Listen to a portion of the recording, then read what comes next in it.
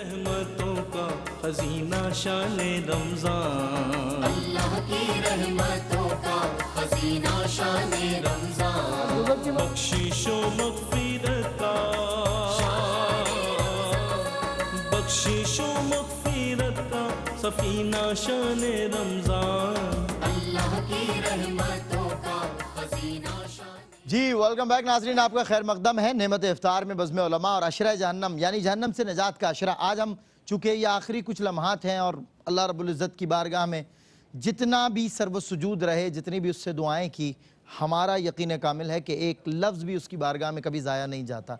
वो लफ्ज़ को कबूल फरमाने वाला, जिस तरह उलमाए किराम ने बयान करते रहे कि हुजूर ने फरमाया, मैं नहीं कहता कि अलिफ लाम मीम एक हर्फ है, अलिफ एक हर्फ, लाम एक हर्फ, मीम एक हर्फ है। एक एक हर्फ के बदले 10-10 नहीं, बल्कि अल्लाह रब्बुल इज़्ज़त ने आपको कोई बैद नहीं कि 700 गुना बढ़ाकर सवाब और अजर आपके हिस्से में जमा रखा हो। नाज़रीन इकराम, ये बात है कि बंदा जो अपने रब का बंदा, रहमान का बंदा जिसे कुरान ने कहा ना, उसका अंदाज़ ही अलग होता है, उसका अंदाज़ तखातुब अलग होता है।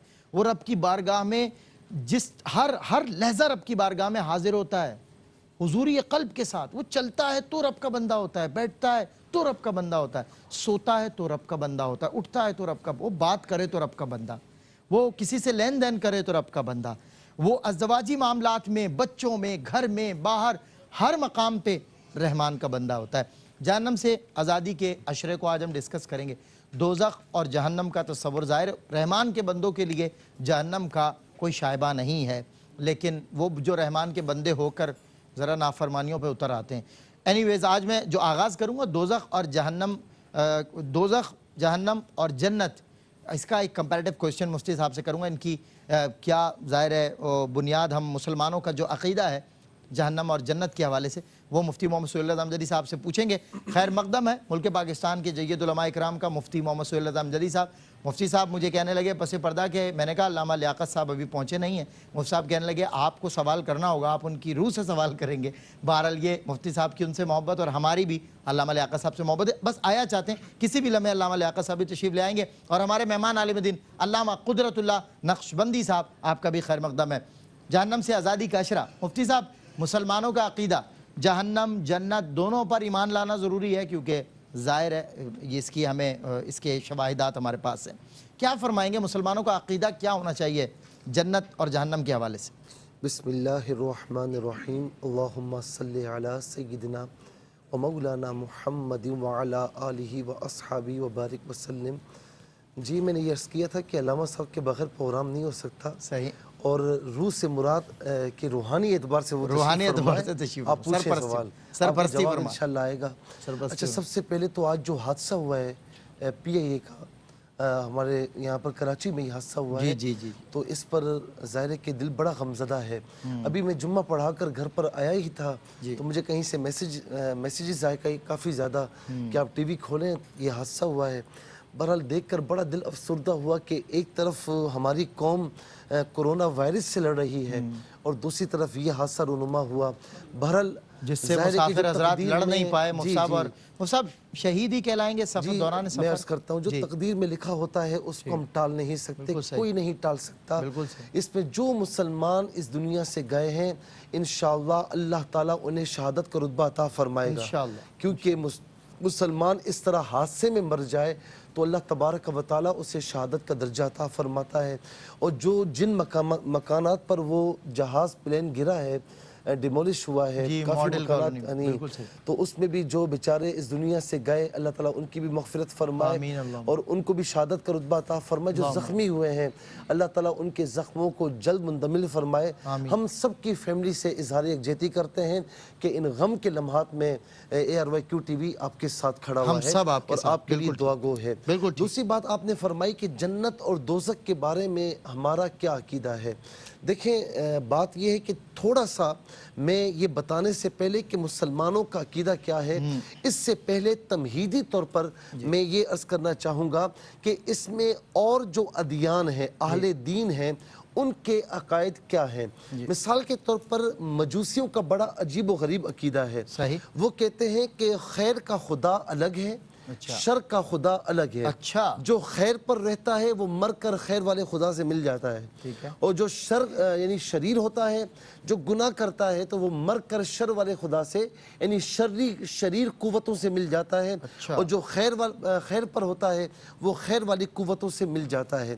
اسی طریقے سے جو ہندو ہیں وہ عام طور پر یہ عقیدہ رکھتے ہیں کہ جس نے اچھے کرم کیے, یعنی جس نے اچھے کام کیے, تو فرمایا کہ اس کے اتنے ہی جنم ہوتے ہیں, جتنے اچھے کام ہوں گے اتنا زیادہ اچھا جنم ہوگا.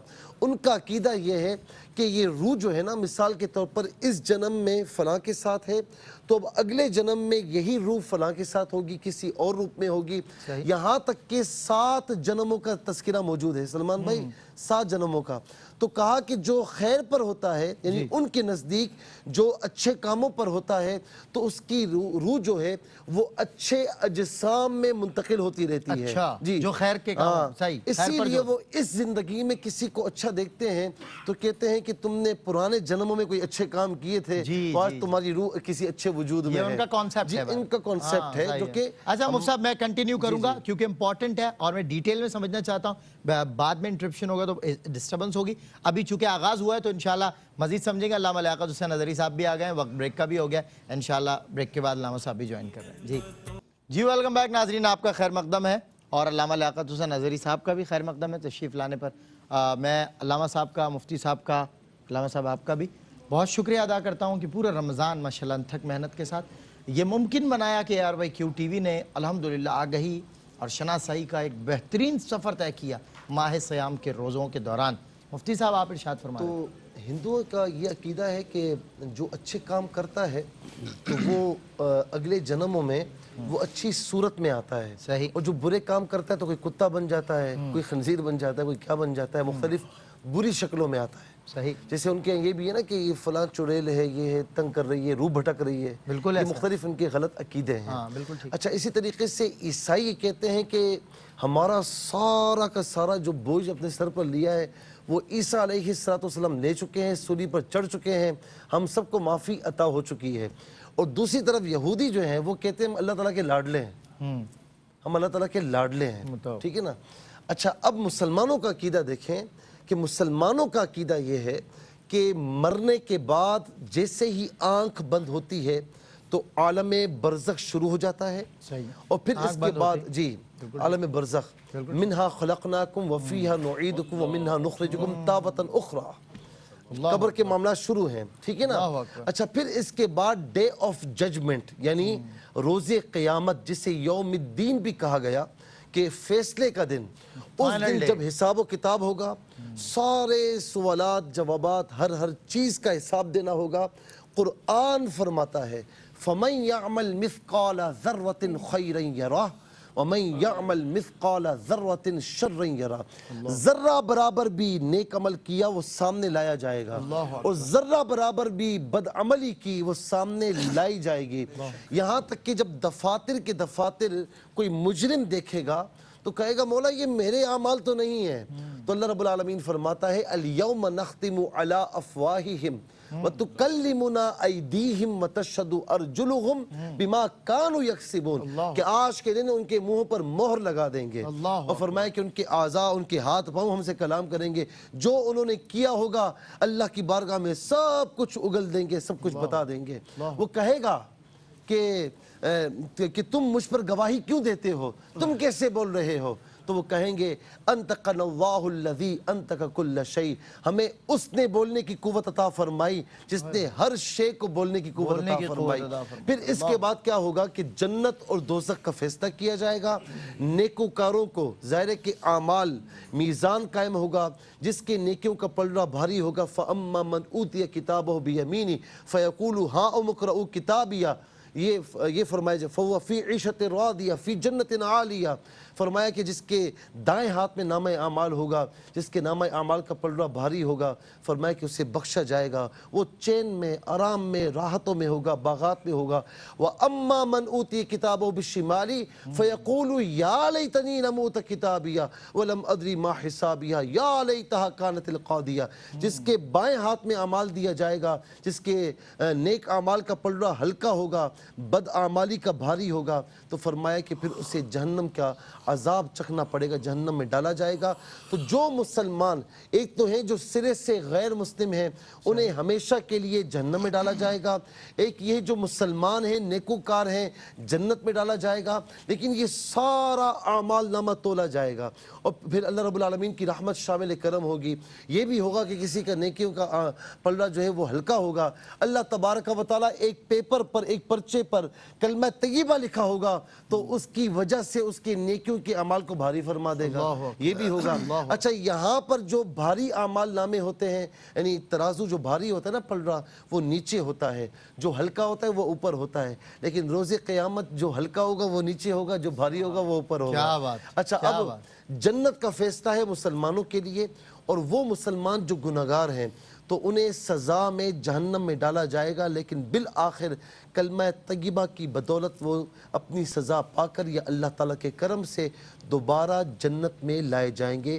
یہ مسلمانوں کا عقیدہ ہے۔ اور پھر یہاں پر آپ یہ دیکھیں، قرآن فرماتا ہے ان الذین آمنوا وعملوا الصالحات کانت لہم جنات الفردوس نزلا، بے شک وہ لوگ جو ایمان لائے، جنہوں نے نیک اعمال کیے، ان کے لیے جنت ہے، جنت الفردوس ہے، جو ان کے لیے بطور مہمان نوازی ہوگا۔ وبشر الذین آمنوا وعملوا الصالحات ان لہم جنات تجری من تحتها الانہار کلما رزقوا منها من ثمرۃ الرزق، فرمایا کہ خوشخبری دیجئے جو ایمان والے ہیں اور جنہوں نے نیک اعمال کیے، جنت کی خوشخبری دیجئے کہ جنت ایسے باغات کہ جس میں جو رزق ان کے لیے ہوگا وہ چاہیں گے اللہ تبارک و تعالی وہ چیزیں انہیں عطا فرمائے گا، جس کی تمنا کریں گے اللہ رب العالمین وہ عطا فرمائے گا۔ اور اس کے برعکس فرمایا کہ جو گناہگار ہیں، نافرمان ہیں، انہیں جہنم میں ڈالا جائے گا۔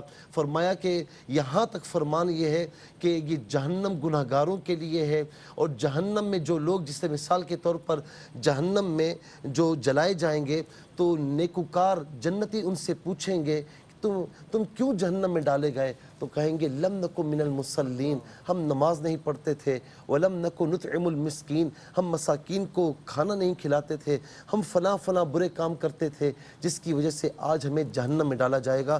تو یہ ہے ایک صاف ستھرا کنسیپٹ جو اسلام میں ہمیں دیا ہے۔ باقی ادیان میں آج کل آپ دیکھیں جتنی تغیرات ہو چکے ہیں، امینڈمنٹس ہو چکے ہیں، ان کے سب کے جو عقائد ہیں وہ ڈس بیلنس ہیں، ڈس بیلنس ہے، بیلنسنگ نہیں ہے، معتدل نہیں ہے۔ لیکن آپ دیکھیں کہ دین اسلام کا جو بتایا وہ کنسیپٹ ہے وہ بالکل اعتدال کے ساتھ ہے، اور الحمدللہ ہمارا یہی عقیدہ ہے۔ الحمدللہ ثم الحمدللہ۔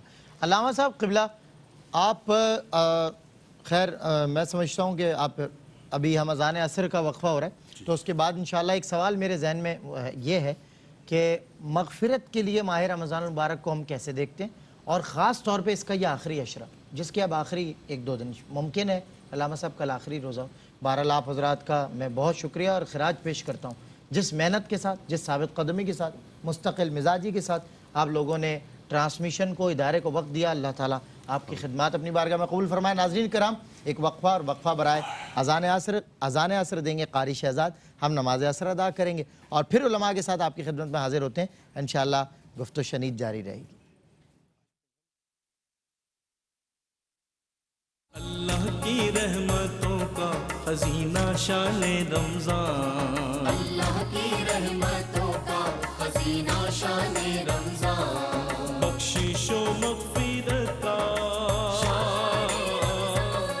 بخشش و مغفرت کا سفینہ شان رمضان، اللہ کی رحمتوں